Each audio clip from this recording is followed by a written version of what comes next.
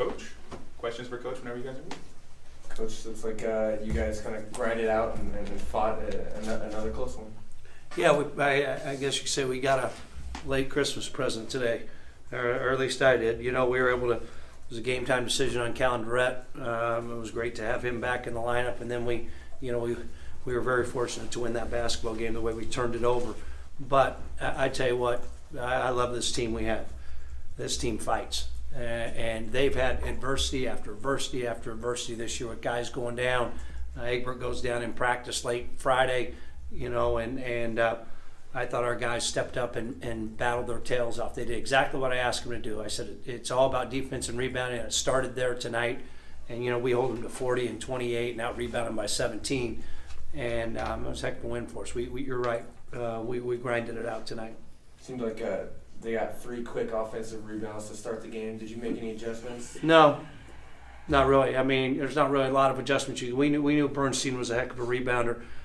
They got a couple. We just talked about keep going at it and keep doing what we do, be ourselves. And at the end of the night, they get 8 offensive rebounds. That's a pretty good night. When they shoot 40%. So how many shots did they miss there? 32. Pretty good work for us. With Egbert out tonight, you kind of got a good offensive production from Nishan George. Can you talk a little bit more about his impact? Nishan's been practicing really well, and I've actually thought he's played decent the last couple of games. He's just gotten foul trouble, and we've been talking a lot about that. And I thought tonight, Nishan was a starter earlier in the year, and I thought tonight he played without fouling. That was the bottom line. Even though he ends up with 4, he was active. But you look at his rebounds per minute over the last few games; they're phenomenal. And I thought he did a great job tonight rebounding his basketball, making his shots close to the rim, and I thought our guys did a good job finding him when they're in that zone.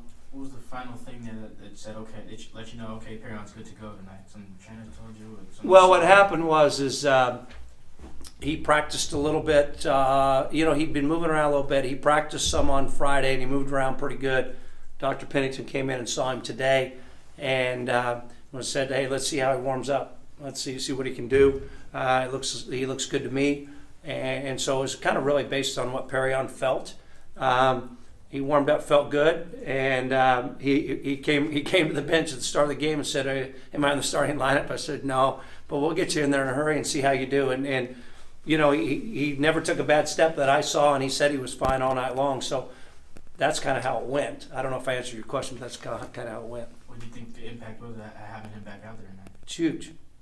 Because you put another athletic ball handling guard out there for something that we desperately need, and Perion Calendarette is one of our best players, and I've told you guys all along if he's healthy and ready to go, he's one of the best guards in this league. And anytime you lose somebody of that caliber, it hurts you, and obviously when it comes back, it helps you.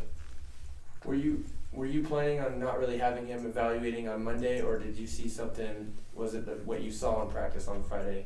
That was a plan. They looked at him last Monday and said he'd need another week.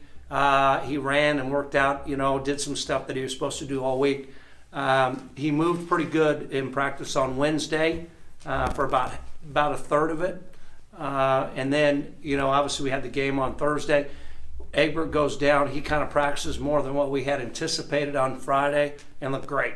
And so then that's when, we called Dr. Pennington and said, hey, can you take a look and see what you think? And obviously, we've got great medical staff here. And he came in and said, hey, God, he looks good to me. He passed all of his tests.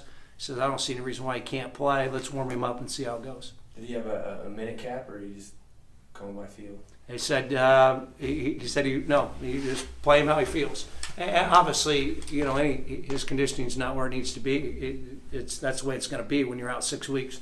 So what I tried to do is just play him is in short bursts. But he seemed to be out there more than probably I thought I should have him out there. But he played very well when he was out there. At the end of the game, they had a timeout left, and they didn't use it. Is that surprising to you? They did have a timeout left, didn't they? No, it's not, because that would have gave us a chance to set up our defense. And me being able to make defensive adjustments. They got a heck of a shot. I mean, they drove the lane, kicked it over. They got an 8-footer off the glass. Kid just missed it. I mean, I don't think they could have drawn up or got a better shot than what they got. Is Ty a high ankle? No, it's a low ankle deal, but he did a good number on it. I don't know how long he's going to be out. It doesn't look good. It's not broken, but I would I'd say 2 weeks. It was just, and it was a non-contact situation. Just went up to get a rebound. There's no one even around him, and blew out his ankle. So yeah, we've been snake bit a little bit this year as far as injuries, and so it was very happy and fortunate we got this win. What's to say about the team though, that they still find ways to win, even though someone goes down? Yeah, and that you're exactly right, Michael Sean. I mean, this team fights. They're together. They like each other. I mean, and nothing seems to faze them, and that's a tribute to their character. Got great guys, and different guys have stepped up on different nights. You know, when you're sitting in my chairs, you feel bad for a guy like Pat Ingram who doesn't play tonight, but he was as happy as anybody in the locker room, and that's what being on a team is all about. Jake Strong, who played as a career game on Thursday night, doesn't get a lot of minutes tonight, but you know, and it's a feel thing. But and he was happy as heck in the locker room. I mean, there's really good people on this team, and that's what's allowed us to forge through all these injuries. So after the 2 wins, and especially after tonight, you guys are in sole possession of 5th, half game out of 4th, and a full game out of 3rd.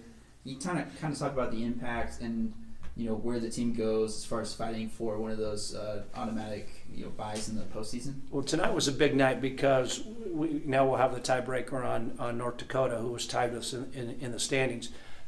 You gotta take one game at a time. That's the old cliche, but we have to and win as many as we can. We're fighting like crazy for a 4 seed. We'd really like to get in that top 4. Got a tough week next week, and then have 3 really good teams coming in here to finish. We know that, but looking ahead, what we got to do is keep going one after another, and keep fighting like we've been, and that stuff will take care of itself. It really will. The thing I like is we're continuing to get better, and so I think if we can continue to do what we've been doing and do it a little better and get everybody back and healthy and on the same page, I think we'll play our best basketball here at the end of the year. Anything else for Coach? Good, thanks guys. Thank you. See you next week.